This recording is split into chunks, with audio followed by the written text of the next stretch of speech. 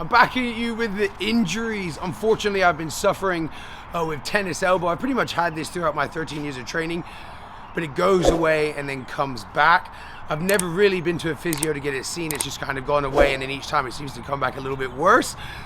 But I saw a physio last time, and I was just come back again because I was so dumb. I was out. First time drinking in a long time. When I drink, I just like go mad. Like I can't seem to just be calm when I drink. And James, acting like a child, just was kneeing me all night, giving me dead legs. You know, if you get that spot right there. So I thought, you know, I'm going to sneak attack him. So I just went around the side and I just went, whoa, just straight to the leg. But my hand absolutely exploded. And I have a really weak right hand because, as you're going to see in the video, I punch a punching machine. This was years ago in America, and you can't really tell, but I hit the machine, the back of it, and my hand just exploded. So now I've got like a lump there. It broke in 2 places. So now I didn't really realize, but my hand obviously isn't as strong as I thought, or I just punched it weird. But at the end of the day, it's caused, look, I can't even get my hand back at all. So my forearm's gone really tight, and I think that's what's causing a lot of my elbow pain as well. But anyways, less talking, let's get in with the physio. I know exactly what he's gonna do. It's gonna hurt like hell. He's gonna work on my forearms, and then I'm gonna do a few exercises. But this is exactly the video to save you going to the physio. If you guys have or suffer from tennis elbow, then watch the rest of this video, take away the exercises and stuff like that, and actually do them because it will work and it will get away the pain. Let's go.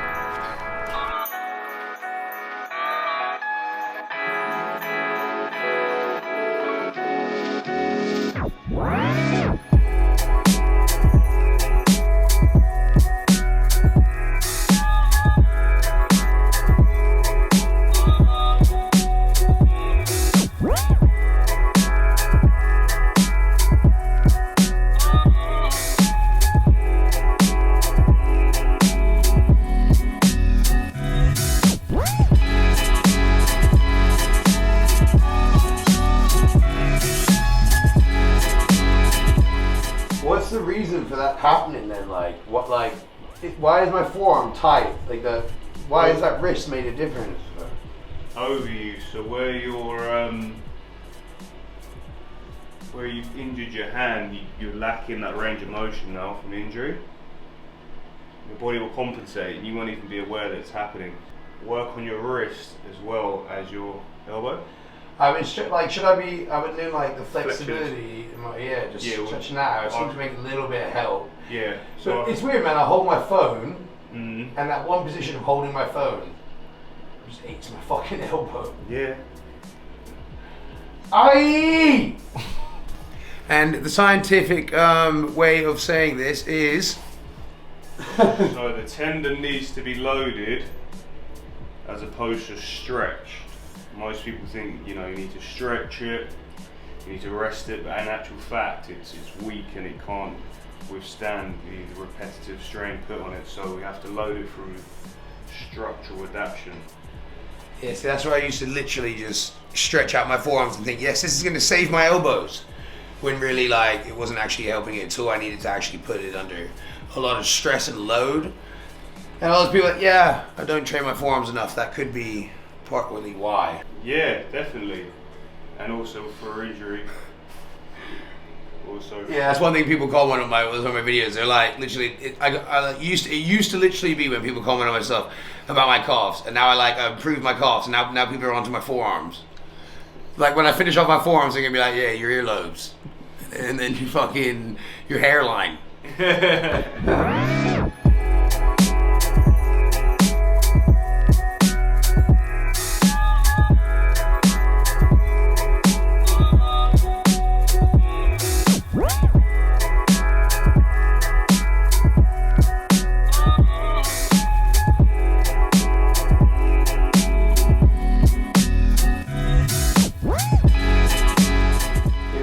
Top tips these are, you know, I should be using these. That's one thing I don't do, you know, he gives me all these amazing tips.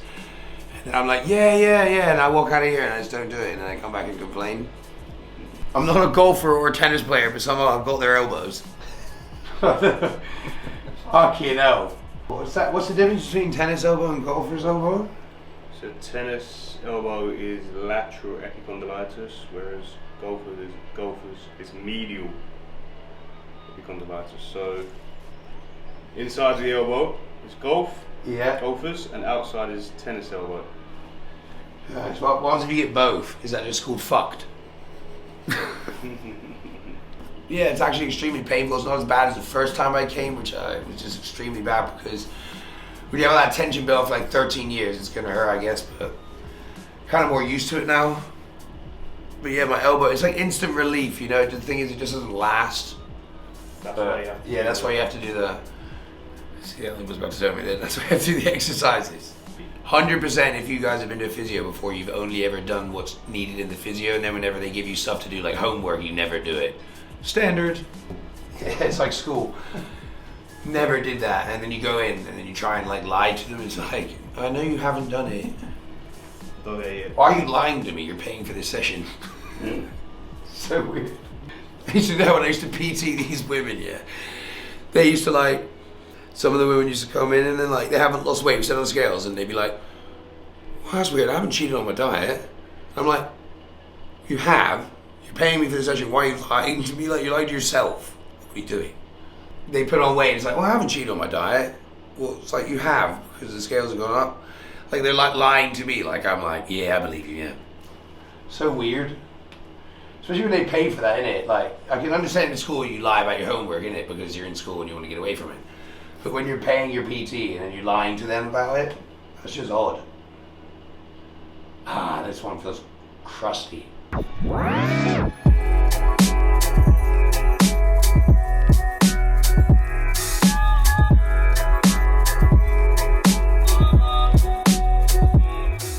How you feeling?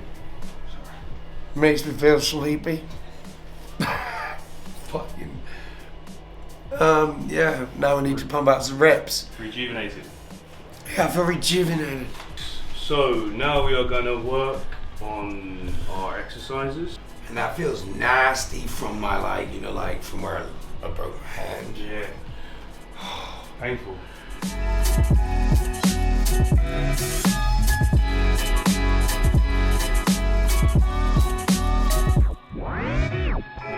There, look at that one doesn't go up. I need to like get that up there.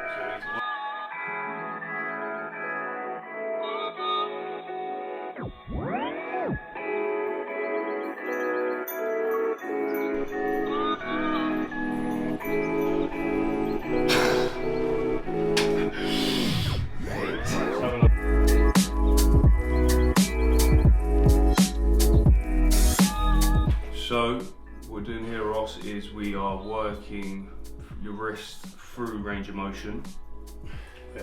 We are loading up and down, nice and slow. We're making sure the movement comes from the wrist, not the elbow, lifting it up or down, so that we are... This is burning so much. My forearms are so muscular.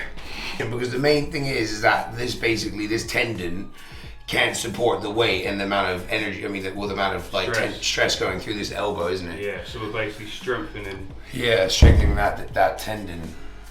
So it can withstand more load, and that happens through structural adaptation. So loading the tendon through structural adaptation. So this is the thing that happens after most of the sessions, you know, like the pain goes away, but then obviously, because I don't do all this stuff like the homework, then the pain just comes back. So if I don't want to annoy him every week, then I need to do the actual exercises.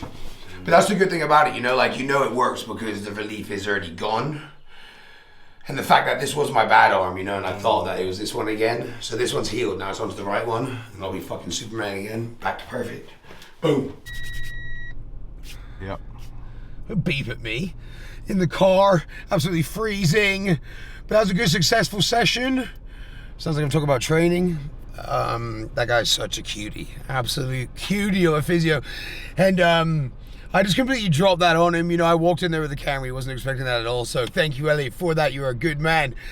But these are all tips to go away. Like, if you get tennis elbow, just come watch this video, remind yourself of everything that I've done in there. Obviously, you can't do the massaging. You can obviously do the massaging and beat yourself, but the most important thing that he stressed was putting that tendon under load, you know. You got to think, if you're training your body that much, you know, your arms are getting through, putting absolute battering all the time. So it's obviously makes sense that that tendon needs work. So obviously by doing those exercises, it's going to build up the strength in it, you know, and it was obviously the key to focus on the negative.